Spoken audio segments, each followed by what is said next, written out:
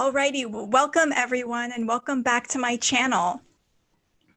I'm Carly Heath, and first we need to talk about something really important. This interview with Gwen is being recorded almost 2 weeks after the murder of George Floyd, a victim of white supremacy, of police brutality, and just one of the many victims of a culture of white supremacy that dominates every part of life in the United States. Systemic white supremacy is something all white people benefit from, and it's something white people are complicit in upholding. Because of this, white people must take responsibility in acknowledging white supremacy and dismantling it. Right now is not the time to burden Black authors and people of color with educating us about our privilege. Rather, white authors ourselves need to take a look at how our stories fail to challenge our privilege, a privilege that benefits us at the expense of everyone else. So this is what I'm hoping to do today and in future videos, take a critical look at white narratives and address the limitations of the white lens. But simply fixing white storytelling is an imperfect solution. The best thing we can do is buy books written by Black authors, give book deals and movie deals to Black creators, and promote Black media makers into leadership positions. So below in the comments, I'm putting a long, detailed list of a bunch of fantastic books by Black authors that you should all buy and pre-order right now. And I'd like to give a shout out to 4 Black authors whose books released this week.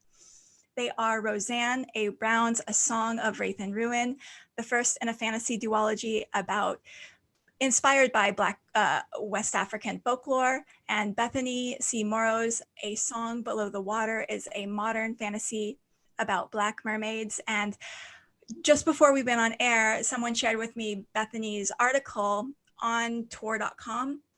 It's called The Revolution Will Be Dramatized. It's about the Hunger Games and race, and it is a really, really important article. I've recently retweeted it and shared it on my Twitter.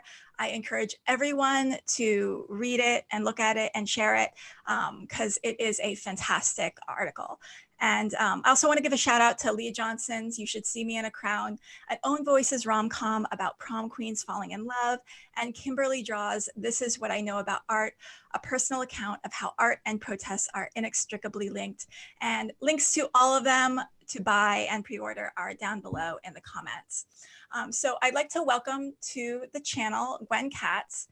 And Gwen Katz is the author of Among the Red Stars, available at bookstores everywhere. And last Friday, Gwen made a really fantastic Twitter thread coining the term cozy revolution to describe a genre of narrative that's popular amongst white storytellers that capitalizes on the allure of the revolution aesthetic. And today we're gonna dissect the cozy revolution genre, its allure, its deceptiveness, and how it fails to actually challenge the status quo of white supremacy. So Gwen, welcome. And can you tell us what is a cozy revolution?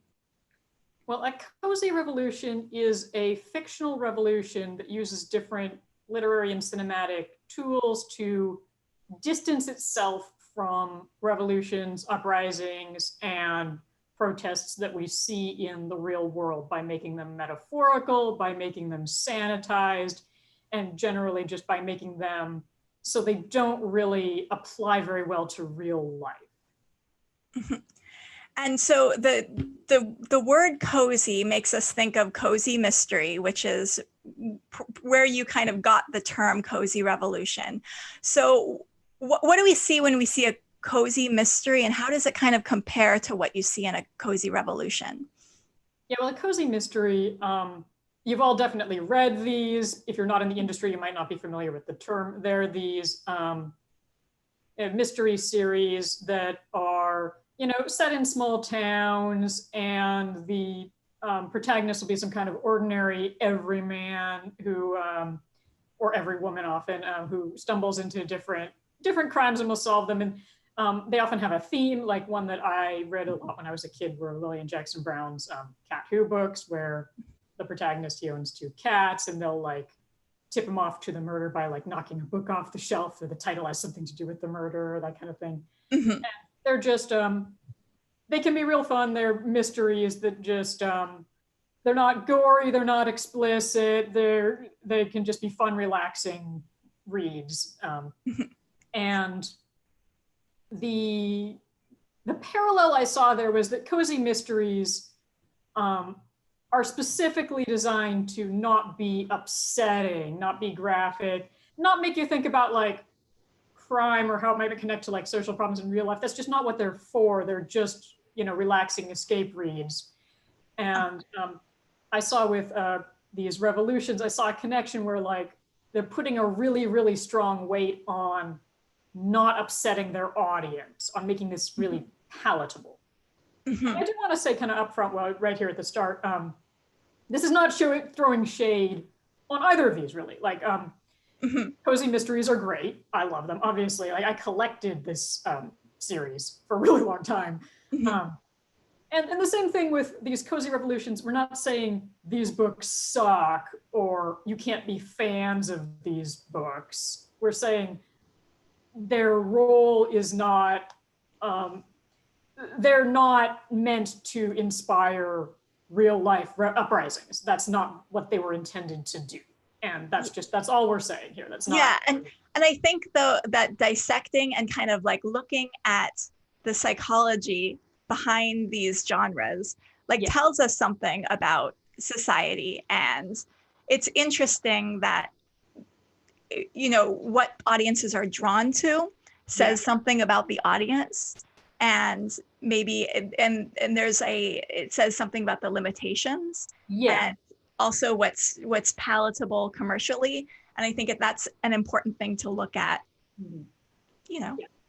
I think the commercial aspect, this is a very big thing here because all these books, regardless of what the author, books and movies, regardless of what the creator was going for, they were all greenlit by big studios and big publishers.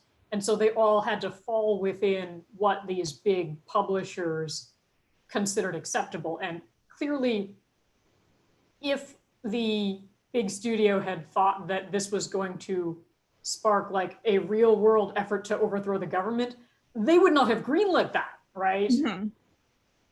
That would be bad for business, right? They clearly thought all these things were not going to be too dangerous or they wouldn't have endorsed them. Definitely. You identified 7, I put 7 question mark because as we were talking and preparing for this, we kind of came up with more ideas. So I just want a loose 7 hallmarks of what makes up or what constitutes the cozy revolution. So what are those 7 hallmarks? This is the big problem with presenting things as Twitter threads, because you always go back later and are like, I thought of another thing. I need 7 is going to be like the original 7. Okay, so they are set in a fictional society with a fictional form of oppression. The violence is abstract and sanitized, especially when it's by the protagonists. The oppressor may be a metaphor for a specific thing, but is presented in a nebulous enough way that it can be taken as a metaphor for anything. The good guys are presented in ways that are palatable to the audience, such as by all being hot or having cool outfits, and especially by being part of an organization, a formal organization. There's likely to be a chosen one. The plot revolves primarily around accomplishing some goal that doesn't have a real life analog. And finally, it's about white people. Yeah, and white people, privileged people are cast in the role of the oppressed. Yes, exactly. And so we've kind of identified these hallmarks. What sorts of subject matters in the cozy revolution are off limits? Like what do you normally not see in a cozy revolution? Well, especially just real world forms of oppression that the target audience might have been complicit in. like white privilege. White privilege, yeah, especially white privilege, but also just along other axes, typically not like homophobia, typically not a lot of sexism, just along a lot of axes. And something I was thinking of, and we'll talk about this when we get into the specific stories that we're going to dissect. But like an example of this is with Harry Potter. Harry is extremely rich. Like Harry has like a whole bunch of gold in Gringotts, but it's never addressed really that he is extremely rich and has this ability to, maybe, end like social inequality by giving his money away. And as wizards, like they never try to dismantle the monarchy or create like a more equal egalitarian society. It's like the wizard world is completely separate from the human world, and they don't use their wizarding skills to benefit humanity at large.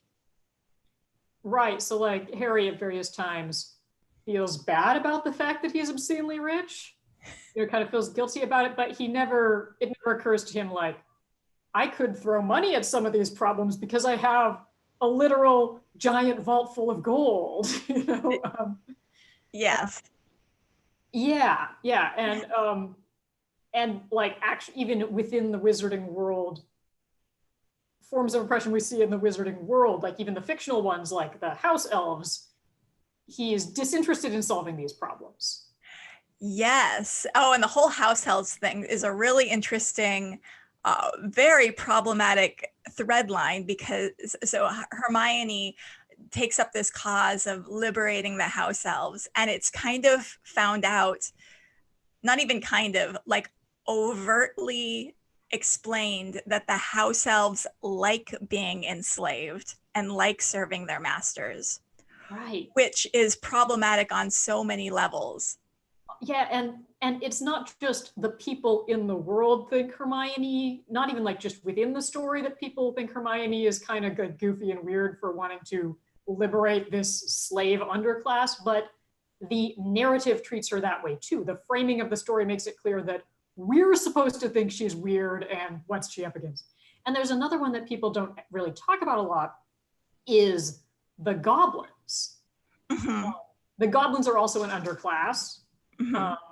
They're also an anti-Semitic stereotype. Yeah, they're coded as Jewish. Yeah, but they're clearly occupy a subservient level in society.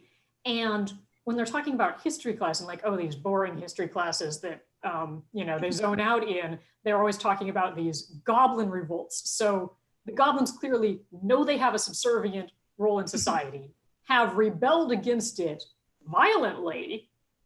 We can only assume were like brutally put down because they clearly didn't succeed. And it gets turned into a joke about how history class is boring, right? Like, yes. Ron one time jokes about how he couldn't remember the names of the goblins, so he just made some up. And he's like, oh, it's fine. They all have like these stupid goblin names. And you think about in real life, just like, oh, I couldn't bother remembering like the civil rights heroes who got murdered. So I just made up a name for them. Yes. Yes, and it's brilliant examples. Harry Potter. If we've all realized this, but Harry Potter's problematic in so many ways. Yeah. It's everyone's problematic fave, and it's important to look at the levels of Harry Potter, which we'll get into more detail, because before we get into the specifics, I want to talk about what sorts of subject matter is considered safe to portray in a cozy revolution. Poverty, class conflict, but it has to be an extremely specific kind of class conflict. It's got to be like in the Hunger Games, for instance, this is very like old-timey Dickensian poverty. This is very like, I traded a squirrel for a loaf of bread poverty. We don't have payday loans and dollar stores and the kinds of things that people who are poor in America today typically experience. And that can serve to really backfire or not backfire, depending on how you look at the motives behind it, and just reinforce our prejudices against real poverty by being like, well, are you grateful that the baker threw you a burned loaf of bread? No, well, then you're not really poor, are you? Yeah, and it seems like the oppressed class, the poor people, are portrayed as being very perfect. Yes. Poor people. Like, you're not allowed to be actively rebelling, actively, violently trying to burn the store that is, denying you your loaf of bread. Right. You're not fighting back. It's just you're in your cute little peasant clothes or your little desert costume, and you're trading your things that you find amongst the sand dunes and collecting your trash. And you're not also, you're not swearing, you're not like having promiscuous sex, you're not doing drugs. You're being very clean and perfect. Yeah, and you'll never your poverty will never lead you to do something that's not socially sanctioned in the real world, right? Like maybe you'll be poached like you're in Nottingham Forest or something, like that's, ooh, it's against the law, but you'll never do something like, rob a corner store or sell drugs or something because it's a way to earn money, or do something that like people be like, oh, I don't actually approve of that, Yeah, very, very good. So my next little bullet point is let's get deep into Harry Potter and talk about Harry Potter as an example of a cozy revolution. So first, let's talk about the first hallmark of the cozy revolution. Remind us what that is again. It's set in a fictional society with a fictional form of oppression. Okay, so in Harry Potter, what's the fictional form of oppression?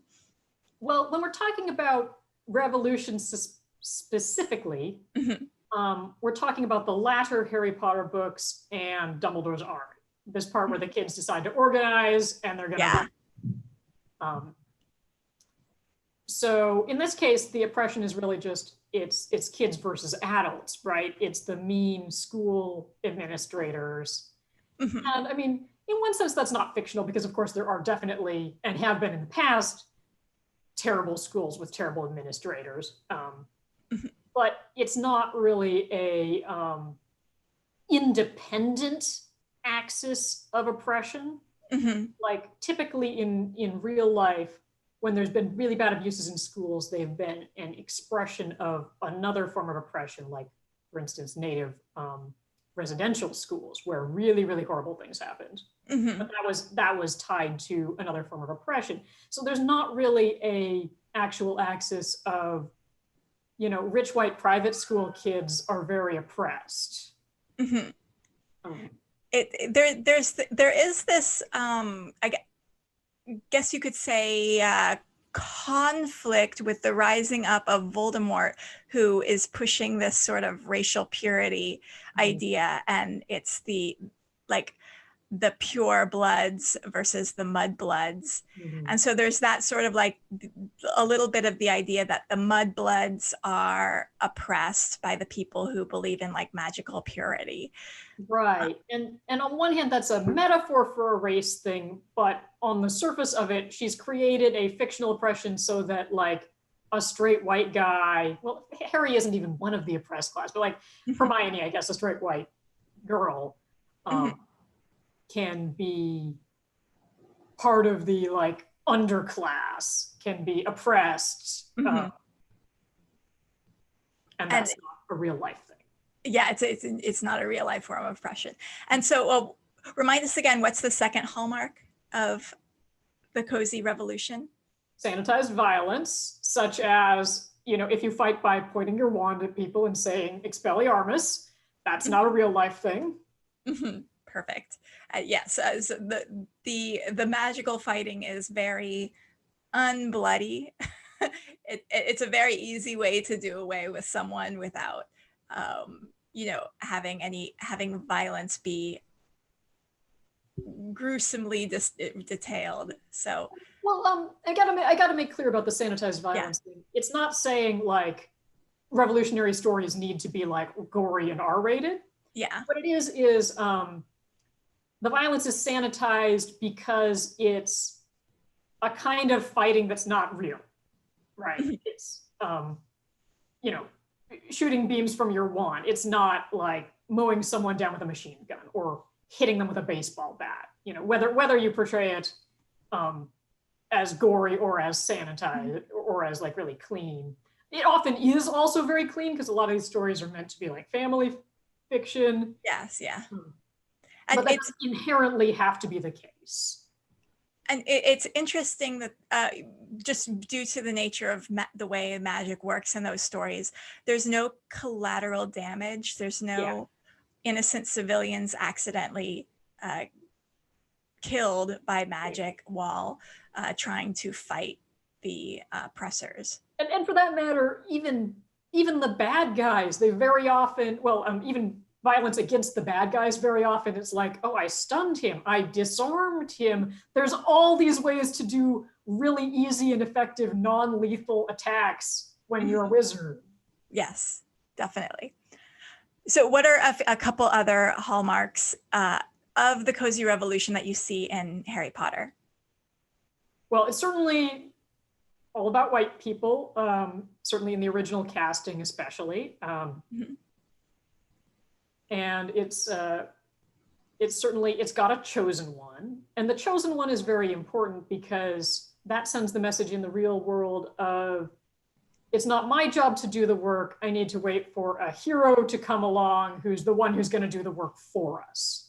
And that makes, that's, I think, a really important type of messaging that makes a big impact in society. I was just before we went on air reading the article, Would You Stand Up to an Oppressive Regime or Would You Conform? Here's the Science. This was an article on theconversation.com by Nick Chatter. And what he says is there's two basic logics that are at work when someone is deciding to conform or not conform to a societal expectation. So the first is you're using logic, you're weighing the pros and cons. What will I get out of this if I rebel, or versus what will I get out of this if I stay silent? And the second is the logic of appropriateness, which is it's self-enforced. So it's the idea of what would someone like me do in this situation? So when people are thinking about whether they are going to rebel or stand up, I really, stand up is a ableist term. We should say speak out or challenge an oppressive regime. If the idea in the culture is that a chosen one always does that, people can become complacent and think, well, I'm not the chosen one. I'm not strong enough to do it. So I'm just gonna be complicit in keeping this regime going. Kind of interesting. I'll share that article in the comments as well. Okay, so sorry to get distracted. Any other hallmarks before we move on to the Matrix? Harry Potter specifically, definitely the fictional objectives. So in Harry Potter, those are things like collect the Horcruxes. And these are ways you structure a fictional story where in order to carry out our revolution, you gotta go through this, fictional fetch quest. And of course, in real life, there's no such thing. So you're not modeling for people how you would carry out an uprising in real life. You're creating these arbitrary fictional goals that people can't learn anything from. Yeah, very true. We had a question in the comments on YouTube, and I thought I'd pose this to you. Is there a way to do magic in a non-sanitized way? Ooh, that's a good question. Well, again, we got to get back to it's not that having magic in your book is bad or a book with magic is inherently unserious or anything. And of course, you can have magic that's violent or bloody, and that may or may not, it doesn't necessarily inherently make your story like more serious. There are definitely lots of violent, bloody stories that I don't think are very serious at all.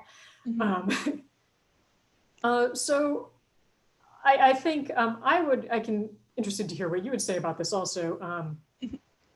I think it has a lot to do with the framing of the story, with like what storytelling goals you have in mind. Something I'm thinking about is just the idea, if you have a world that has magic in it and only a few people have the gift of magic, right? And it's randomly given to someone by birth. I feel that those magical people have a really strong responsibility to understand their privilege and learn about things like white settler colonialism and imperialism and economic inequality, and use their magic to steal from the billionaires and give to, and economically distribute wealth using magic, right? That's something that I don't think has really been addressed in fantasy worlds.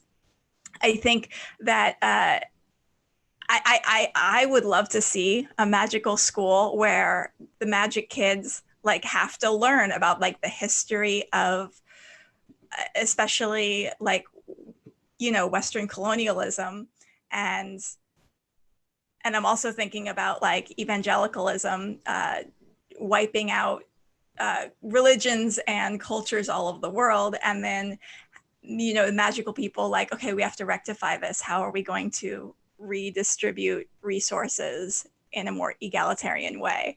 I don't know. I'm just throwing ideas out there. I think it would be interesting to have how can these magical people solve real world problems. And I'm interested to hear you guys in the chat if you guys have any ideas how this might be done. And in terms of like violence specifically, you're making it very easy for yourself if you make your magic able to, target and harmlessly stun or take out specific, individuals with no side effects, If you make your magic like more indiscriminate, less accurate, and maybe it has side effects, maybe actually getting hit by a spell like has really bad lasting effects on you or something, and then it makes your heroes have to make more choices, right? It's very easy on you if you can just be like, I'll just petrify everyone and, it'll wear off in an hour and everyone will be fine. Yeah, having consequences to the use of magic. And having more potential for like collateral damage or just hurting people, just plain hurting, and having that you have to actually think about these things in real life that you would have to think about. Something to think about as well is if magic is a resource, it might not be an unlimited resource. And so you have to be economical about your magical choices. That might be something that is relevant to society. Something to think about. Should we move on to the Matrix? Yeah, let's talk about the Matrix. I have a lot to say about the Matrix. Okay, good. Because it's been a while since I've watched the Matrix movies. And so I'm excited to hear what you say. So how does the Matrix fulfill the hallmarks of the cozy revolution? Well, some key aspects in the Matrix. One of them is the vagueness of the oppressor. Morpheus has this monologue about the Matrix where he says, You see it when you look out your window or when you turn on the television. You feel it when you go to work, when you go to church, when you pay your taxes. And metaphorically, what he's telling the audience is the Matrix can stand for anything. It can be religion, it can be your boss, it can be the government, it can be the media. Anything could be the Matrix. Anything could be the reason why you feel like you're trapped, why you're in a cage. So that's an important one. And what's interesting is that the Matrix has been co-opted by very conservative, and in some cases white supremacist movements as like a statement against the liberal media, right? And so if your revolution can be co-opted by the opposite side, that kind of says that your revolution probably isn't specific enough. Right. There's this group, the men's rights activists, who yes, a lot of us were blissfully unaware of before the internet, and now I think most of us have been forced to learn about, unfortunately, who think that like straight cis white men are the most oppressed group in society. And just everyone is out to get them and their lives are terrible. And they have specifically co-opted Matrix terminology. And just, they shouldn't be able to do that, right? The movie should make it clear that that those are not the people we're talking about, right? Yeah. But instead they made this movie where a straight cis white guy is the hero, is the one who is oppressed, who we see everything through the eyes of. So it's very easy for that group to see themselves in that. Yeah, and what's interesting about something that Harry Potter has in common, and all these different media that we are talking about, and Neo, is that there's this main character, or a prominent male character, who is a very innocent white cis male character. Like Harry is very kind of innocent and helpless. He's an orphan. Neo is kind of at the beginning innocent and helpless. Peeta in the Hunger Games is sort of like innocent and helpless. And Luke in Star Wars, he's a farm boy. So you're taking like the most, you're just making this idea that white cis men are utterly helpless, right? Yeah, and they need to be empowered. None of these people were complicit. None of these people like had a hand in causing the problems. They're all kind of, he was out on his farm in Tatooine. We're getting ahead of ourselves. We'll talk about Star Wars in a minute.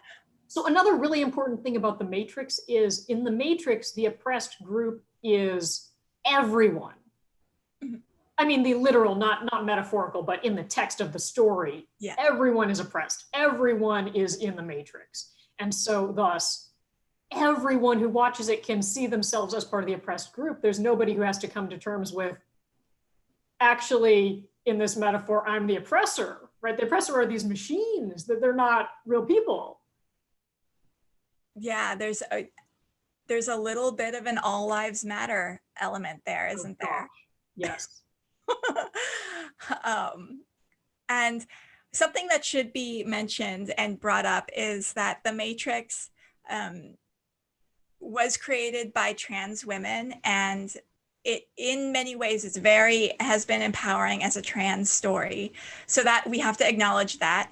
And so we're not disparaging the trans element to the story at all. Like that, this movie is very important for trans people, and so we gotta give a shout out. But I think it's also important to dissect the privilege aspect to things, and how the Matrix, it can be co-opted by so many different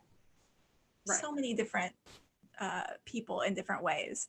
Well, yeah, I want to be clear, like, I'm not disparaging the creators. A lot of these had a lot of executive meddling going on. A lot of these people had to think about, especially if you're a trans woman in 1997, you really, really had to think about, how do I present this to be palatable to an audience? Trans rights in 1997 were really, really, I mean, even today, there's a lot of problems, but 20 years ago, things were much worse. And so, yeah, I'm not casting aspersions on the creators of a lot of these works. I think they all, probably all of them had really good motives.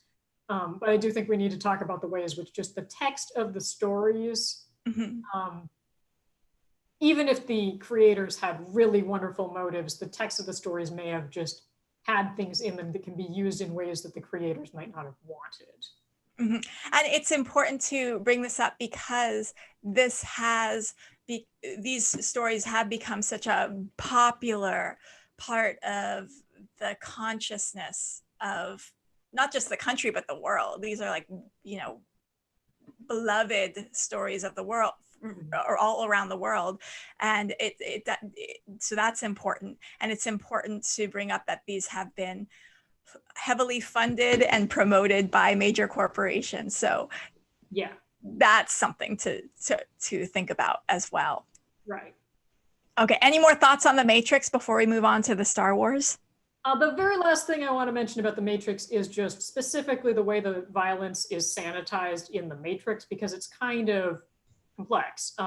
Because it's the least sanitized of the works we're going to talk about, in that we see people with guns in a setting that it's not the real world, but it resembles the real world, you know, shooting people with guns, shooting other humans. And so in that sense, it feels very realistic, but the movie really goes out of its way to tell us, but it's not real. It's a simulation. You're just simulating shooting people. And yeah, they're gonna die, but they go out of their way to tell us, oh, well, those people couldn't be helped anyway. You know, they're too deep in, we couldn't have saved them. And any one of them could turn into an agent at any time. So, you know, don't feel bad about shooting them. Like, there was no alternative. Interesting. Yeah. I'm scrolling over to the comments to see if anyone has any comments or questions about The Matrix. I see so many comments here. A lot of comments about magic, which maybe we'll have to touch on at the end. Really good work. Okay, so let's move on to Star Wars. So how is Star Wars a cozy revolution? Okay, well, Star Wars, if anything, is the archetypical cozy revolution, because I think it nails every single one of these points all on the head. And I should mention, this is not a binary category, right? Stories are going to be all on a spectrum of cozier to less cozy, right? So not every example on this list hits every single one of the 7 hallmarks. And as we discussed, the list itself is not like a one authoritative list. But Star Wars, like, it's way on the cozy end of the spectrum. It's way out there for sure. Especially when you're talking about the original trilogy. Yes. So important traits of coziness in Star Wars. We've got that very fictionalized violence. We've got, you know, you're fighting people with laser swords. That's not something you do in real life. And you can cut someone in half. That I will give them credit for, you know, the gruesome, there is some gruesome ability there.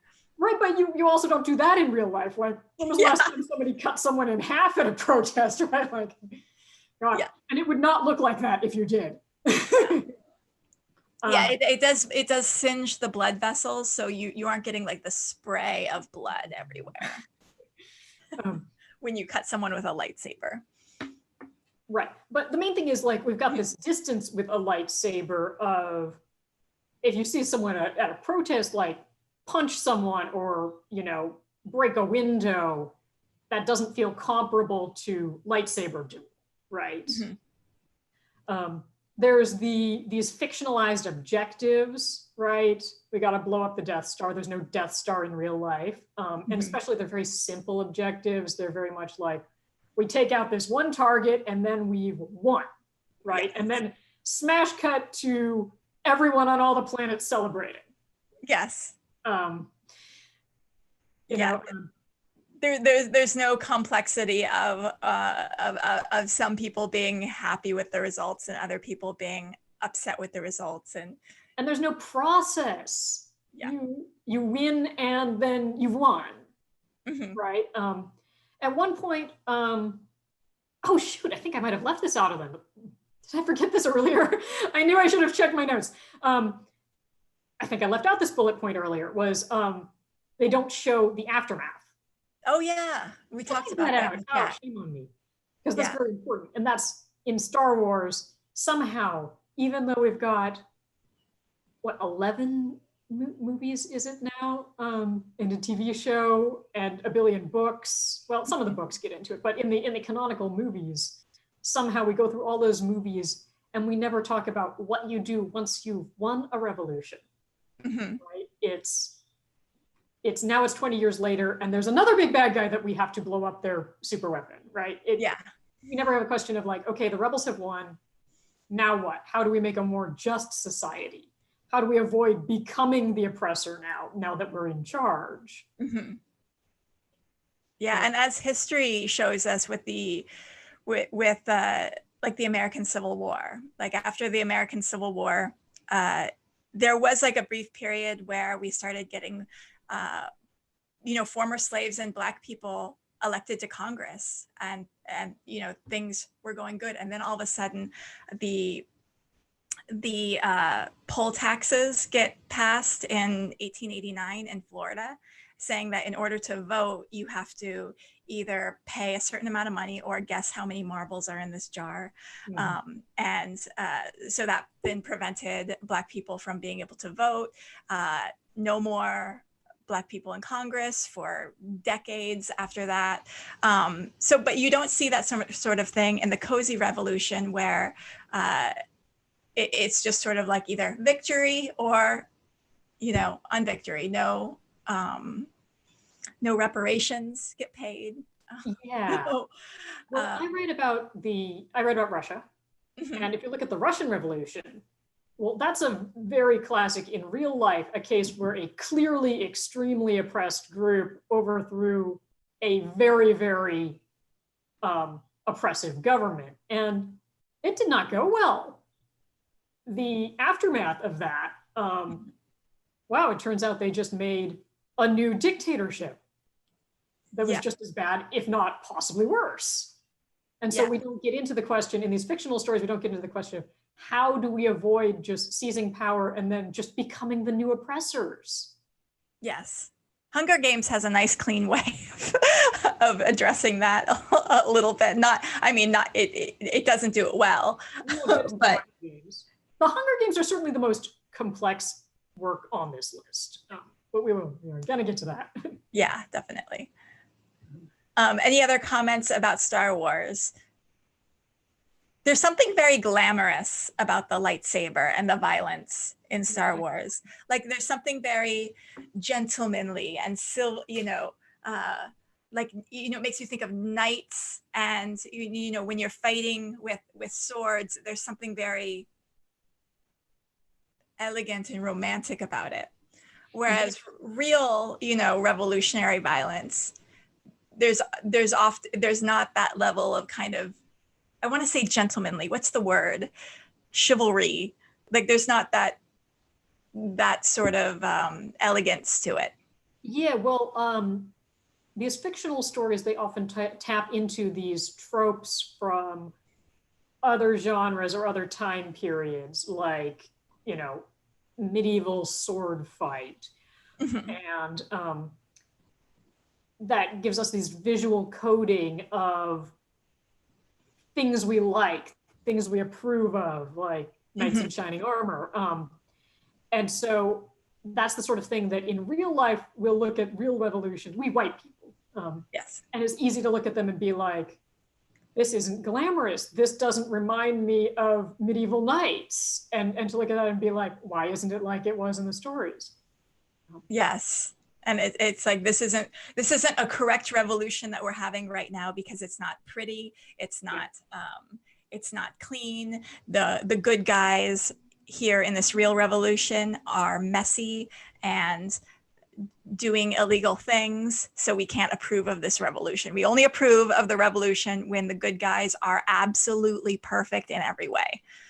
And that's a good segue to one of the other points in the list, which is the way the protagonists are presented, the rebel alliance. And so in the tweet thread, I had a whole list of hallmarks they have. They quip, they have cool outfits.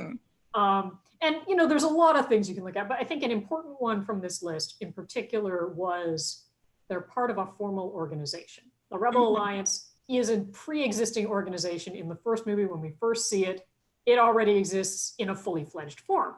Even in Rogue One, which happens a little bit earlier, it already exists. It's already fully organized.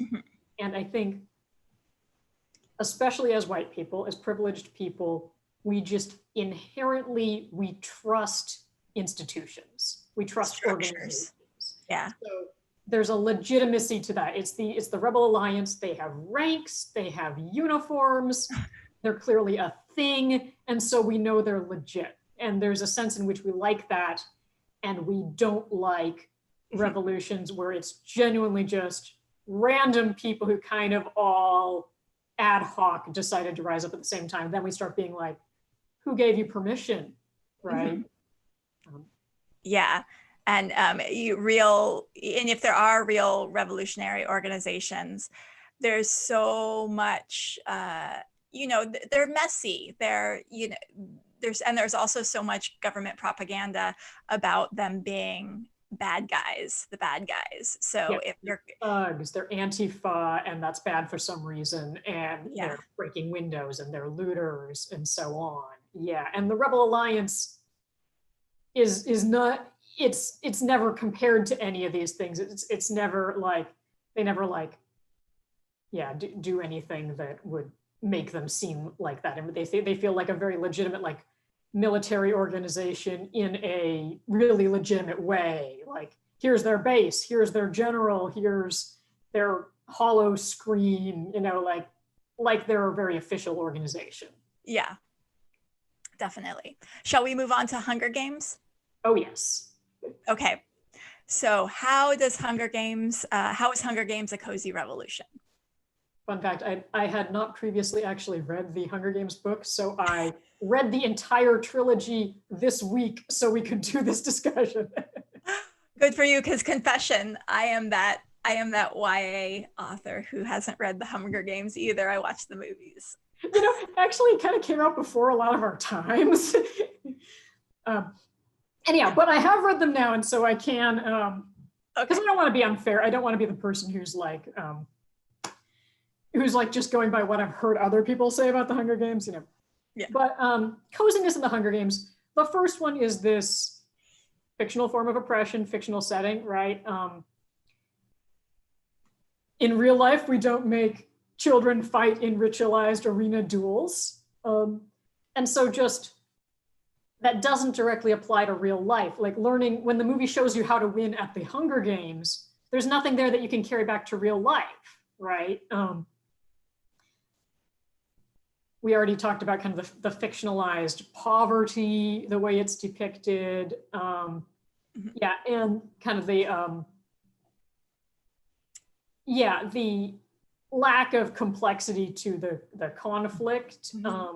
Because comforting poverty, I feel like could be a term here. Oh, yeah. Like it's poverty, but it's like there's something comforting about the poverty. Well, it's this very cute clothes. There's this very old idea of the noble poor. Very old idea, and they're the Dickensian, like orphan in rags with a little tin cup going, you know, can I have some more? Very polite poverty. Yeah, they're horrified at the idea that you might steal because you're hungry or that sort of thing. And we've got this idea of it's okay to be poor, or like it's kind of respectable to be poor if you're poor in the right way, but it's in a way that nobody can really be the noble poor in real life, because in real life you have to actually survive. And it just might not look as clean and glamorous as it does in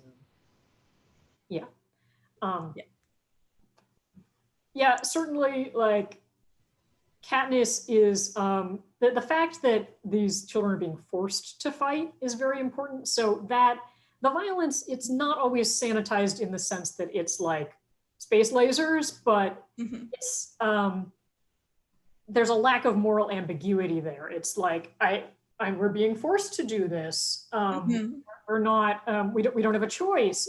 It's not really usually, even in the latter books when she's not in an actual Hunger Games, Katniss is usually really broadly separated from having to herself ever make the choice of like, I'm going to do something that's gonna kill people voluntarily, people who are not bad guys, who would not have died otherwise, and I'm gonna do this on purpose that I didn't have to do because it helps, it helps accomplish an objective.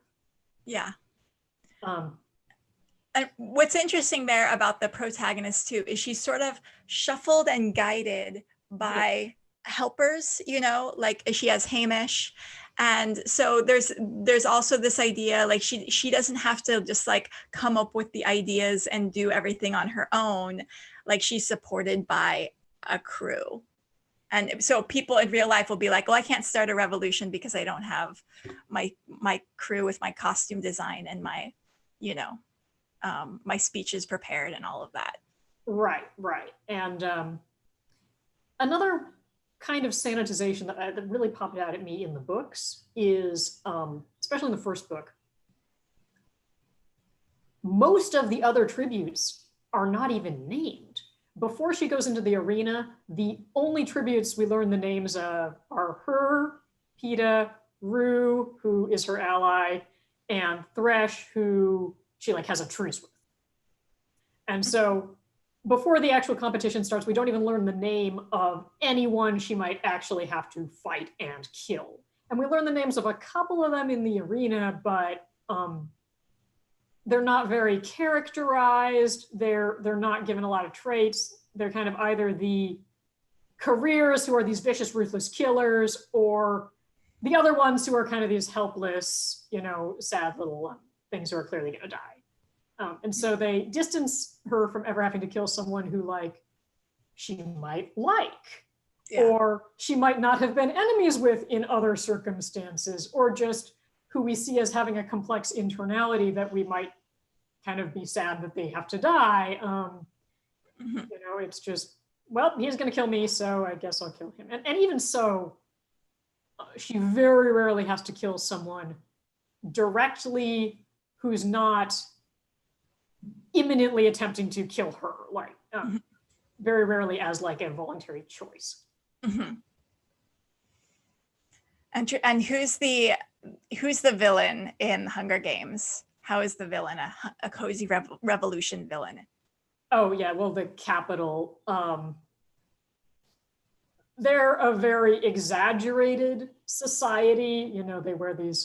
They wear pink wigs and like wild outfits, and they're just kind of extremely superlatively and ostentatiously wealthy.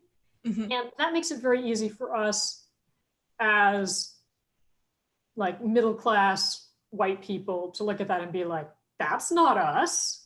Yeah, exactly. Yeah, because there's this important point with poverty. We have a very complex relationship with wealth and poverty in the United States, in our culture, because poverty is uniquely the one axis of oppression where your position can change. Mm-hmm. And there's this illusion that that you have a lot of control over your position. Theoretically, your position can change. Yeah. Right. Doesn't happen a lot, but like it's possible in a way that like you can't change your skin color. Mm-hmm. And so we have these narratives. There's this quote about how we don't have poor people in America. We have temporarily embarrassed millionaires, right? Yes. So there's this narrative that even though it's like only 0.1001% that will actually be able to change their class or change their economic class. Yeah, so, but conversely, there's a sense in which nobody thinks of themselves as actually wealthy, right? You always hear these think pieces about, this family that makes $150,000 a year and how they're just scraping by, Mm-hmm. In America, even very, very rich people tend to not think of themselves as rich. So they'll look at something like the Hunger Games and be like, that's not me, I don't own a yacht or whatever. I'm not really rich. And so there's this malleability specifically to poverty that makes it really good for on screen, because it's really flexible about who it does and doesn't apply to. That is just not true if you're talking about something like race. Interesting. Yeah. And final notes on Hunger Game, because we have 3 minutes left. What about the aftermath after the revolution with Hunger Games? Oh yeah. Hunger Games has a notorious epilogue that most people didn't like, where it's years later and she's frolicking with her children in the fields and thinking about how they'll never have to fight in the Hunger Games. Yeah, and she got there by killing the, oh gosh, it's been a while. It's going to show like how I haven't kept up with the President Coin. She yes, she shoots the president of the District 13, and President Snow also dies. She kills both the leaders, and then luckily for her, the government who rises up in their place is apparently good guys. Oh yeah.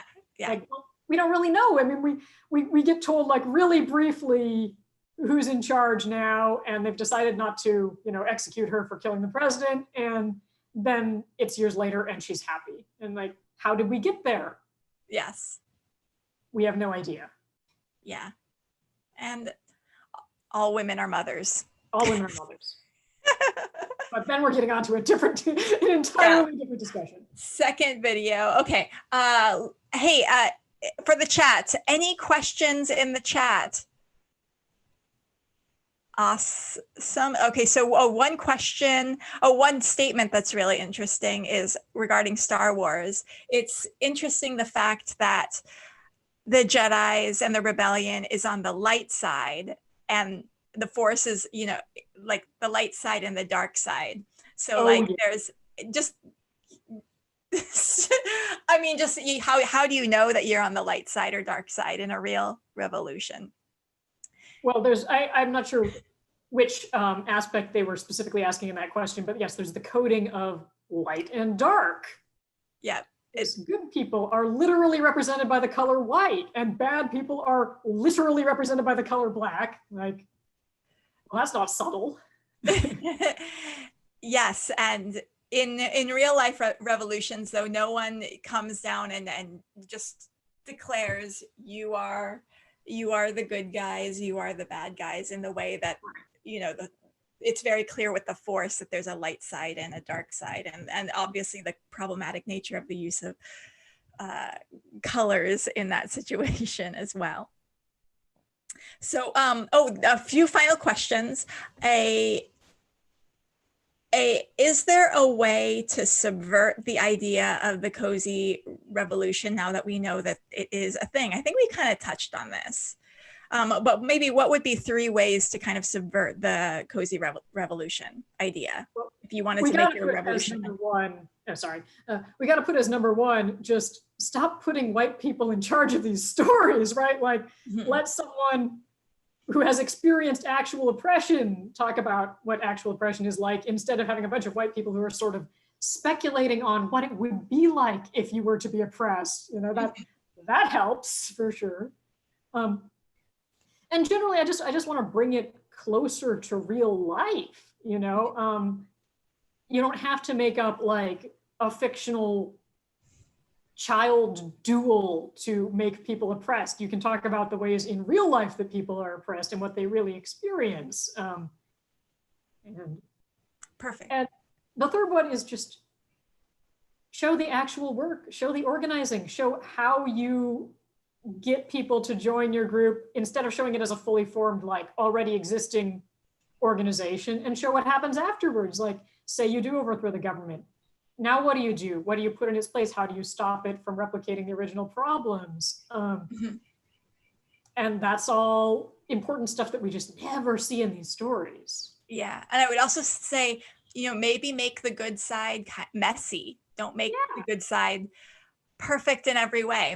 Allow them to be messy. Allow them to do the things that our society says is bad. Cool. A lot of good stuff discussed today. Thank you so much, Gwen, for joining. joining us today. And let me just check the channel to see if there are any last questions from the audience. To what, one from Lynn Miller-Lockman.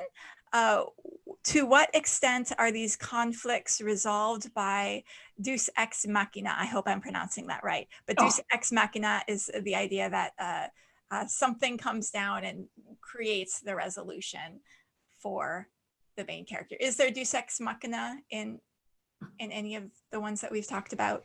Well, I definitely think we saw that like in the Hunger Games. I think a lot of people felt like there was a lot of like, yeah. Oh, whoa. So the rebels just swooped down and picked her up out of the arena. Like, you know, I think people felt like that about those movies. Yeah. And I guess it depends how broadly you look at the concept of Deus Ex Machina. Certainly like the existence of things like the Force and stuff can feel like a Deus Ex Machina just because like, well, and the solution is now he has godlike superpowers, right? That feels kind of Deus Ex, or I think in Harry Potter, Harry Potter decided to die, you know, like, and so then he goes into this white world, and then he sees like, oh gosh, it's been a little while, and then he like wakes up and he's alive because it's like a little resurrection, little Jesus moment. Well, yeah, a lot of the Harry Potter books had a bad case of, oh, and I forgot to tell you this thing exists that conveniently resolves the plot. Yes. Like conveniently, if your mother loves you enough, then you can burn the face off the bad guy with the power of your mother's love. Yes. That's the first Harry Potter movie, right? Like, yeah. And that feels very much like, well, you didn't mention that before, you know? Yes, definitely. Oh, this is a good time before we wrap things, and then we'll wrap things up for real. Did you come across, because I know people responded to your thread with examples of uncozy revolutions. Do you have a couple books that you could maybe shout out as uncozy revolutions? Oh, shoot. You definitely should look at that thread. I hope we're going to link it in the comments if we haven't already, because people suggested a bunch of stuff, but a lot of the stuff they suggested I have not personally read yet. I want to check them all out. And so I can't really myself speak to how much I feel like they think that or not, but I definitely want to check them all out. The thing to note is the less cozy your book or movie is, the less likely it is to have gotten a really big marketing push and to have become a really big cultural phenomenon. So a lot of these uncozy stories are stories that didn't make it very big because they didn't make people feel comfortable and reassured. They didn't make the studios feel comfortable and reassured about how audiences were going to react to this. And so they're more likely to be indie or small press releases or self-published things or just generally things that aren't big cultural phenomenons. And that's a sign that they're doing it well, that people didn't all look at this and go, this makes me feel comfortable and safe and I like this.